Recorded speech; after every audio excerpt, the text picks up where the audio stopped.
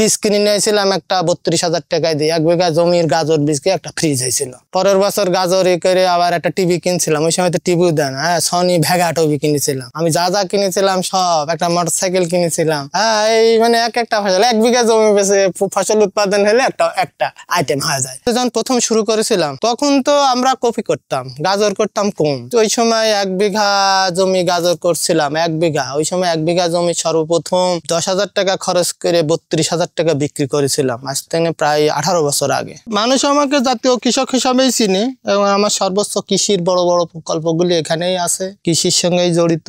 কৃষি, pollinate, solar plant এগুলি দিয়ে উৎপাদন করা হয়। আমার এখানে নিরাপদ খাদ্য উৎপাদন করা হয়। আপনার যে জায়গায় দাঁড়ায় রয়েছে এটা টমেটো শেষ হয়ে গেছে, কিন্তু তার কোনো টমেটো নাই।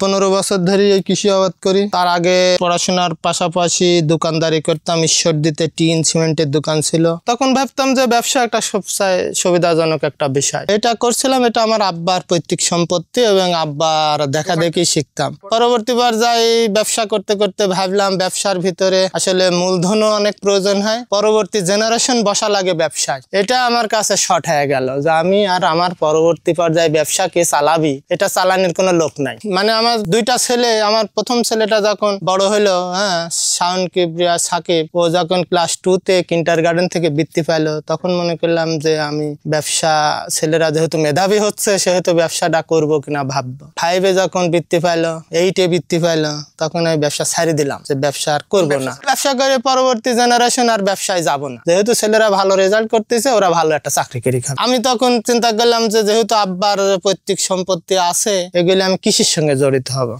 এই চিন্তা করলাম, এই জন্য কৃষি ক্ষেত্রে সবচেয়ে সম্মানজনক পরিবেশে চলা যায়। যদিও মনে হয় যে কৃষি কাজ আমার মনের কাছ থেকে আমি মনে করি এটা সম্মানজনক কাজ। ওই সময় ভাবতাম, পছন্দও করে নিলাম যে আমি কৃষির ক্ষেত্রে এমন কিছু করতে যাব যেখানেই মানুষের উপকার হবে এবং মানুষ এটাই খায়ে পরে বেঁচে থাকবে। কৃষি খাতে করতে যায় এখন মোটামুটি আমি একজন সফল কৃষক। আমি যখন ছাত্র বয়সে তখন আমি ভাবতাম কৃষি চালাবো মোবাইল ফোনে। কৃষি করব কি, আমি দোকানদারি করব, অথচ আমার ফার্মে মোবাইল ফোন থাকবে, সেটা দিয়ে আমি কৃষি কাজ চালাবো। ওটা আমার ভাবনার বিষয়। এক সময় তখন মোবাইল ছিল না, তখনও কিন্তু মোবাইল হয় নাই। আমার অত্র গ্রামে মুষ্টিমে 2-1 জনের ভিতরে এই মোবাইল ছিল গ্রামীণ ফোনের, সেটা আমার কাছে একটা ছিল। হ্যাঁ, ওই 300 টাকার কার্ড ভরলে 7 দিন চলে। ওই সিম থেকে ভাবতাম যে দোকানদারি করলেও কৃষি করা যাবে। কৃষি এই জন্যই করা যাবে যে মোবাইল ফোনে কৃষি করব। সেই মোবাইল ফোনে কৃষির থেকে আসলে কৃষি কাজ করার পুরা ভাবনা যে আমি ডিজিটাল একটা কৃষি ফার্ম হবে, আমি যেখানেই থাকবো সেখান থেকে সেই কৃষিটা চালাবো। মোবাইলে যা যা সার বীজ কিভাবে দিব, কি সমাচার, কোন লেবার কি কাজ করতেছে, কি সমাচার, মোটামুটি একটা যোগাযোগ করতাম।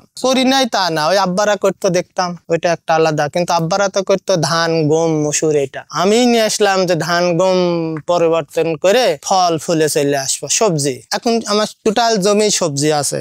ওইদিকে আপনার 10 বিঘা সিডলেস লেবু আছে। বীজের খুব অভাব বাংলাদেশে, দেখেন এটা শশা, আমার দেশীয় জাতের শশা, বীজের খুব অভাব। এই কালার, এই পলিনেটের ভিতরে সবচেয়ে সুন্দর কালার হয়।